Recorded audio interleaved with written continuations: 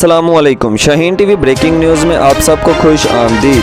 पूर्व मुकद्दम कत्ल केस में अहम पेशरफ्त हुई है। टापी वर्क्स के मालिकान समेत 6 मुलाजमीन की जमानत मंजूर की गई। टापी वर्क्स के मालिक डॉक्टर ताहिर ज़हूर ने प्रेस कॉन्फ्रेंस करते हुए सारा बांडा फोड़ दिया। कहते हैं, मुलजिम जाहिर जाफिर के वालिद ने मुझे फोन किया और कहा कि मेरा बेटा कंट्रोल से बाहर है, खुदारा आप घर जाकर चेक करें। आखिरकार मामला है क्या? कहते जब हम मौके पर घर पहुंचे तो हम काफी देर तक बाहर खड़े रहे।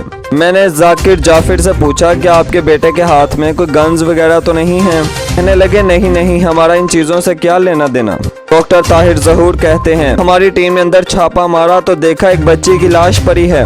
मैंने जाहिर जाफिर के वालिद को कहा कि आपका बेटा बिल्कुल ठीक है और आपके घर में एक लाश पड़ी हुई है। इस पर मुलजिम जाहिर जाफिर का वालिद मुझे जवाब देता है, चले कोई बात नहीं, मेरे बेटे ने शराब ज्यादा पी ली होगी। डॉक्टर ताहिर ज़हूर ने मजीद इंकशाफ करते हुए कहा, मैं सुनकर हैरान हो गया, आखिर ये कैसा मामला है। एक ख्याल में था कि वो शायद बात सुनकर बेहोश हो जाएंगे, लेकिन उनके वालिद को कुछ फर्क न पड़ा।